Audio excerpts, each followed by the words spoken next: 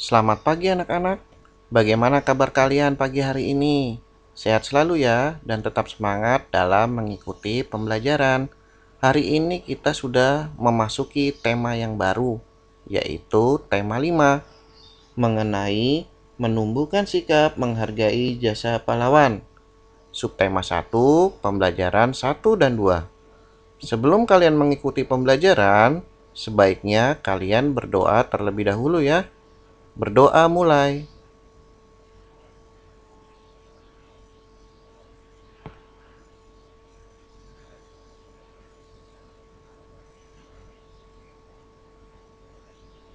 Setelah berdoa, mari kita bersama-sama mendengarkan penjelasan pembelajaran tematik. Setiap informasi penting dalam bacaan dapat kita temukan dengan menggunakan kata kunci. Kata kunci merupakan kata atau istilah yang merupakan inti dari bacaan. Berikut beberapa kata tanya dan fungsinya. Yang pertama ada kata tanya apa, digunakan untuk menanyakan benda, keadaan, atau penjelasan isi bacaan. Di mana? Untuk menanyakan tempat atau lokasi. Selain di mana, ada juga ke mana, yang digunakan juga untuk menanyakan tempat atau lokasi. Kapan? Digunakan untuk menanyakan waktu. Siapa? Digunakan untuk menanyakan pelaku atau orang. Mengapa? Digunakan untuk menanyakan alasan atau sebab. Bagaimana? Digunakan untuk menanyakan cara atau proses, keadaan atau kejelasan. Dan berapa? Digunakan untuk menanyakan banyak, jumlah, atau satuan. Agar lebih mudah mengingatnya, kita dapat menggunakan akronim, yaitu ADIK-SIMBA.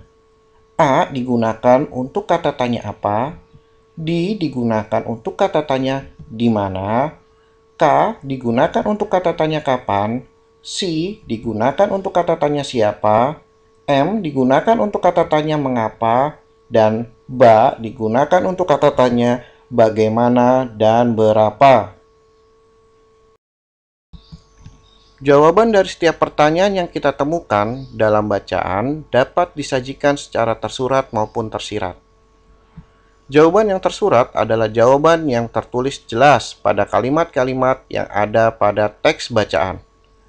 Sedangkan jawaban yang tersirat adalah jawaban yang harus disimpulkan terlebih dahulu berdasarkan informasi yang ada dalam bacaan.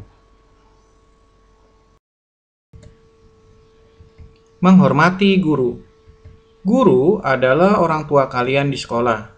Guru merupakan orang yang harus kalian hormati karena guru memberikan ilmu dengan tulus ikhlas. Cara kalian menghormati guru yaitu bersikap sopan terhadap guru. Jika kamu bertemu dengan guru, kamu harus memberi salam ya. Yang kedua, memperhatikan pelajaran di kelas. Jika guru sedang menerangkan, kalian tidak boleh ngobrol dengan teman kalian. Yang ketiga, mematuhi perintah guru. Jika guru memberikan tugas, kalian harus mengerjakannya dengan baik. Mengerjakan tugas. Mengerjakan tugas dari guru adalah kewajiban siswa. Guru memberikan tugas kepada murid untuk melatih kemampuan. Mengerjakan tugas dari guru harus dengan sungguh-sungguh. Tugas yang diberikan di sekolah usahakan dikerjakan sendiri. Melaksanakan tata tertib di sekolah. Agar kegiatan belajar mengajar di sekolah berjalan lancar dan teratur, dibuatlah tata tertib di sekolah. Tata tertib di sekolah antara lain, tata tertib masuk sekolah. Kalian tahu ya, bila masuk sekolah pukul 7 dan tidak boleh terlambat. Yang kedua, tata tertib regu piket. Setiap kelas pasti membuat regu piket dan harus dijalankannya dengan baik. Yang ketiga, tata tertib berpakaian. Jika kalian ke sekolah, kalian harus menggunakan seragam sesuai jadwal dan harus berpakaian yang rapi. Sebelumnya, kalian sudah belajar mengenai kewajiban dan hak. Mari kita mengulangnya. Kewajiban adalah segala sesuatu yang harus dilakukan dengan penuh tanggung jawab. Sedangkan hak adalah segala sesuatu yang boleh diterima setelah melakukan kewajiban. Seseorang tidak boleh meminta hak sebelum melakukan kewajibannya. Kewajiban dan hak seorang pelajar. Mari kita lihat ya bersama-sama. Yang pertama, kewajiban seorang pelajar, yaitu menghormati guru, menjaga kebersihan sekolah, mengerjakan tugas sekolah, dan menaati tata tertib sekolah. Sedangkan hak seorang pelajar yang pertama adalah mendapatkan pengajaran di sekolah, mendapatkan perlindungan keamanan di sekolah, dan menggunakan fasilitas yang ada di sekolah. Kalian bisa mengisi kolom yang ada di buku paket tema 5, halaman 5, bagian Ayo Berlatih. Kewajiban dan hak seorang anak. Kita lihat ya bersama-sama. Kewajiban seorang anak. Yang pertama, menyayangi orang tua. Yang kedua, patuh terhadap perintah orang tua. Yang ketiga, rajin belajar. Dan yang terakhir, menjaga nama baik keluarga. Kita lihat sekarang hak seorang anak. Yang pertama, mendapatkan kasih sayang. Yang kedua, mendapatkan pendidikan. Dan yang ketiga, mendapatkan perilaku yang adil. Kewajiban dan hak tetangga. Yang pertama, kewajiban tetangga, yaitu menghormati tetangga yang lain, membantu tetangga yang kesusahan, dan menjaga kebersihan lingkungan. Berikutnya yang kedua adalah hak tetangga, yaitu mendapatkan fasilitas umum yang baik, mendapatkan keadaan yang aman, dan dihargai oleh orang lain. Pancasila sila keempat berbunyi, kerakyatan yang dipimpin oleh hikmat kebijaksanaan dalam permusyawaratan perwakilan. Sila keempat dilambangkan dengan simbol kepala banteng. Banteng adalah hewan yang suka bergerombol dan kepalanya tangguh. Selain itu, banteng termasuk binatang yang memiliki jiwa sosial tinggi. Oleh karena itu, sila keempat memiliki lambang kepala banteng yang artinya rakyat Indonesia adalah makhluk sosial yang suka bermusyawarah untuk menyelesaikan masalah dan dalam mengambil keputusan. Pancasila sila keempat memiliki makna yaitu mengutamakan kepentingan negara dan masyarakat, tidak memaksakan kehendak kepada orang lain, mengutamakan budaya musyawarah dalam mengambil keputusan bersama. Bermusyawarah sampai kata mufakat diliputi dengan semangat kekeluargaan. Raja Airlangga. Raja Airlangga berasal dari kerajaan Kahuripan. Raja Airlangga diangkat menjadi raja pada tahun 1019, menggantikan Raja Dharmawangsa. Raja Airlangga bergelar Sri Maharaja Rake Halusri Lokeswara Dharmawangsa Ananta Wikrama Tunggadewa. Raja Airlangga menganut agama Hindu. Di bawah pemerintahan Airlangga, kerajaan Kahuripan berkembang dan mengalami kemajuan yang pesat. Kejayaan Airlangga diceritakan dalam kitab Arjuna Wiwaha yang ditulis oleh Empu Kanwa. Kemajuan-kemajuan kerajaan Kahuripan pada masa Airlangga antara lain menjadi pelabuhan Ujung Galuh dan pelabuhan Tuban menjadi bandar perdagangan yang ramai dan maju. Memajukan kondisi perekonomian karena perdagangan ramai sehingga rakyat menjadi makmur dan sejahtera. Membangun bendungan Waringin, Sabta, sehingga dapat mengatasi banjir dari Kali Brantas. Sebelum tahun 1049, Raja Airlangga mengundurkan diri sebagai raja. Raja Airlangga membagi kerajaan Kahuripan menjadi dua, yaitu Kerajaan Kediri dan Kerajaan Jenggala. Maksud kerajaan dibagi dua supaya tidak terjadi perpecahan di antara kedua anaknya. Setelah mundur dari raja, Raja Airlangga menjadi petapa dan berganti nama yaitu menjadi Resi Gentayu. Raja Airlangga meninggal pada tahun 1049 dan dimakamkan di Candi Belahan yang terletak di Gunung Penanggungan. Sikap Raja Airlangga mencerminkan nilai-nilai Pancasila, yaitu sila keempat, karena mendahulukan kepentingan rakyat dan bijaksana dalam menyelesaikan masalah di kerajaannya. Mengidentifikasi kerajaan yang ada di Indonesia, yaitu nama kerajaan, jenisnya, termasuk Hindu, Buddha, atau Islam, dan lokasinya ada di mana. Yang pertama, Kerajaan Samudra Pasai, termasuk jenis kerajaan Islam, letaknya ada di Aceh. Berikutnya, Kerajaan Tarumanagara, jenis kerajaannya adalah kerajaan Hindu, lokasinya ada di Jawa Barat. Berikutnya, Kerajaan Majapahit, kerajaannya termasuk corak beragama Hindu, lokasinya ada di Jawa Timur. Kerajaan Sriwijaya, jenisnya adalah kerajaan Buddha, lokasinya di Sumatera. Kerajaan Kutai termasuk ke dalam jenis kerajaan Hindu, lokasinya ada di Kalimantan Timur. Dan yang terakhir ada Kerajaan Mataram, jenis kerajaannya yaitu kerajaan Islam, lokasinya ada di Yogyakarta. Setelah memahami kolom ini, istilah kolom "Ayo mencoba" di buku tematik kalian, buku cetak tematik tema 5, halaman 8. Mengamati peninggalan kerajaan. Kalian dapat melihat di buku cetak tematik tema 5, halaman 8 sampai 9. Di bawah ini adalah beberapa peninggalan kerajaan pada masa kerajaan Hindu, Buddha, dan Islam.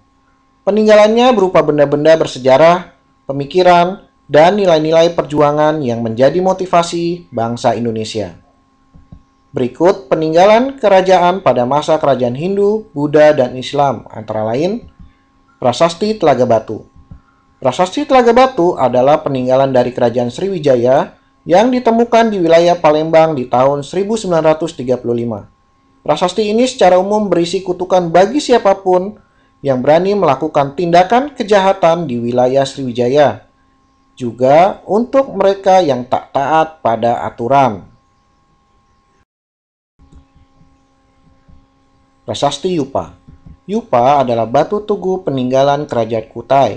Pengertian Yupa merupakan tugu atau monumen batu yang difungsikan sebagai peringatan atau untuk mengenang kemuliaan hati Raja Mulawarman kepada bangsa Brahmana. Tulisan yang terdapat pada Yupa masih berbentuk huruf kuno yang dikenal dengan sebutan huruf Pallawa. Candi Bajang Ratu. Candi Bajang Ratu merupakan candi peninggalan kerajaan Majapahit yang dibangun pada abad ke-14. Candi Bajang Ratu terletak di Desa Temon, Kecamatan Trowulan. Sejarah Candi Bajang Ratu yaitu, konon pada saat masih kecil Raja Jayanegara pernah terjatuh di gapura tersebut hingga menimbulkan cacat pada tubuhnya, sehingga gapura atau candi tersebut diberi nama Bajang Ratu, yang menurut bahasa Jawa diartikan sebagai bangsawan atau raja cacat. Prasasti Ciareten. Prasasti Ciareten adalah peninggalan kerajaan Tarumanegara. Prasasti ini ditemukan di dekat Sungai Cisadane, Bogor, Jawa Barat. Adapun isi dari prasasti Ciareten ini adalah tulisan dengan huruf Pallawa menggunakan bahasa Sanskerta, disertai dengan pahatan membentuk telapak kaki, gambar sulur, dan juga umbi. Tulisan dalam prasasti kurang lebih bermakna, inilah tanda sepasang telapak kaki milik sang raja, yakni Purnawarman yang mirip dengan telapak kaki Dewa Wisnu. Teks tersebut juga menggambarkan bahwa Purnawarman adalah raja dari kerajaan Taruma yang gagah dan berani. Sifat-sifat cahaya. Yang pertama, cahaya dapat menembus benda bening. Yang kedua, cahaya dapat dibiaskan. Yang ketiga, cahaya merambat lurus. Yang keempat, cahaya dapat dipantulkan. Dan yang kelima, cahaya dapat diuraikan. Kita lihat ya bersama-sama satu persatu sifat-sifat cahaya. Cahaya menembus benda bening. Berdasarkan tembus dan tidak tembus cahaya, benda dibedakan menjadi 3, yaitu benda bening, benda gelap, dan benda tembus cahaya. Benda bening adalah benda-benda yang dapat ditembus cahaya. Benda bening disebut juga dengan benda transparan. Contoh benda bening yaitu kaca bening dan air jernih. Nah, di sini pada gambar kalian dapat lihat ya, air jernih dan kaca dapat ditembus oleh cahaya. Benda gelap adalah benda yang sama sekali tidak dapat ditembus oleh cahaya. Contoh benda gelap yaitu buku, kayu, tembok, dan air keruh. Pada gambar terdapat air keruh dan batu. Benda tersebut tidak dapat ditembus oleh cahaya. Dan yang terakhir, benda tembus cahaya adalah benda yang dapat meneruskan sebagian cahaya yang mengenainya. Contoh benda tembus cahaya yaitu kain gorden, kertas, dan beberapa jenis plastik. Contoh sifat-sifat cahaya dapat menembus benda bening yaitu cahaya yang dapat menembus gelas kaca atau kaca pembesar. Kita lihat ya di sini gambarnya ada cahaya dari senter yang dapat menembus gelas kaca dan ada cahaya matahari yang dapat menembus kaca pembesar.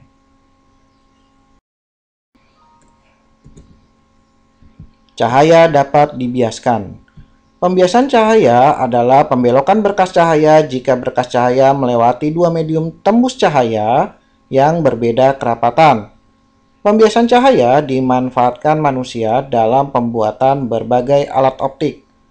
Apabila cahaya merambat dari zat yang kurang rapat ke zat yang lebih rapat, cahaya akan dibiaskan mendekati garis normal. Sebaliknya, apabila cahaya merambat dari zat yang lebih rapat ke zat yang kurang rapat, cahaya akan dibiaskan menjauhi garis normal. Contoh sifat-sifat cahaya dapat dibiaskan dalam kehidupan sehari-hari yaitu yang pertama, ikan di dalam akuarium yang jernih kelihatan lebih besar daripada aslinya. Yang kedua, dasar kolam terlihat lebih dangkal. Dan yang ketiga, jalan beraspal pada siang hari yang panas terlihat seperti berair.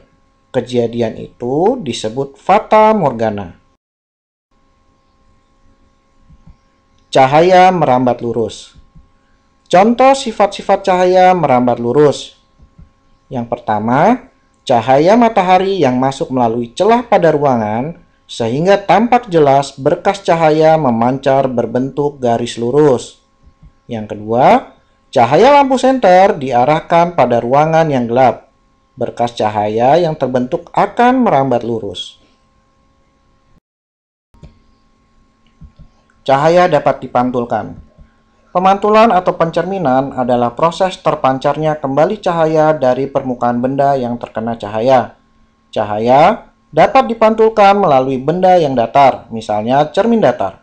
Contoh sifat-sifat cahaya yang dapat dipantulkan yaitu cahaya senter yang diarahkan ke cermin akan memantul ke arah yang berlawanan.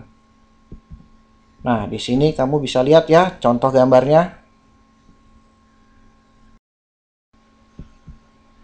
Cahaya dapat diuraikan.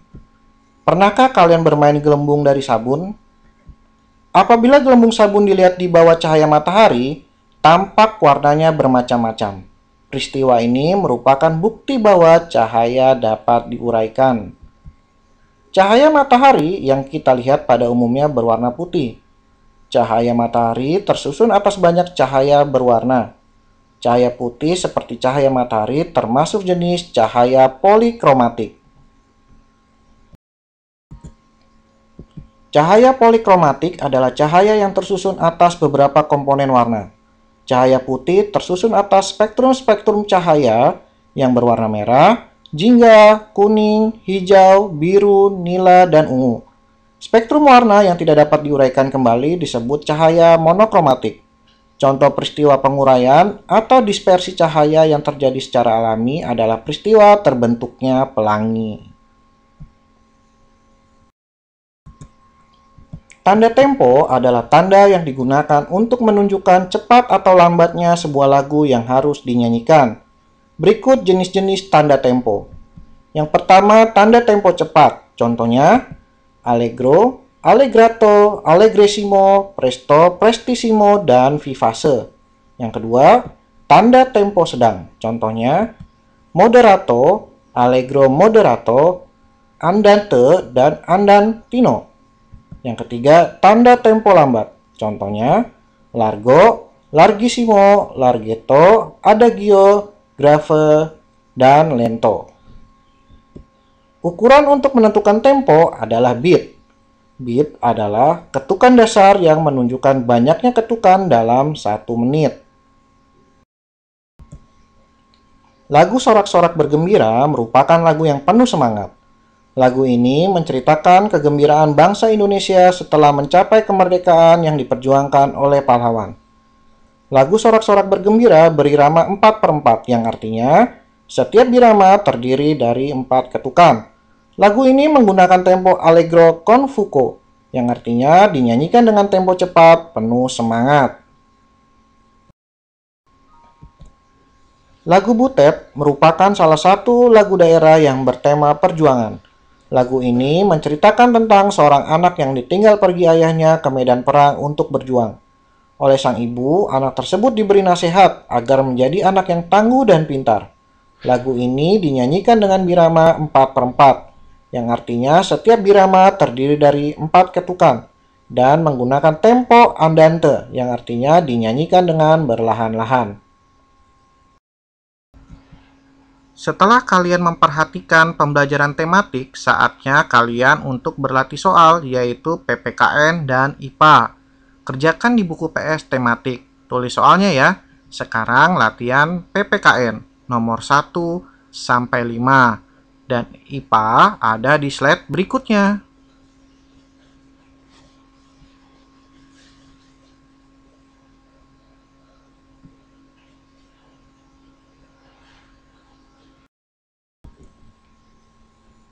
Berikutnya latihan IPA nomor 1 sampai 5.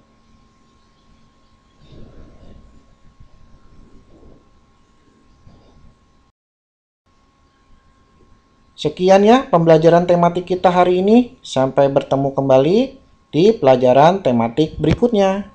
Terima kasih.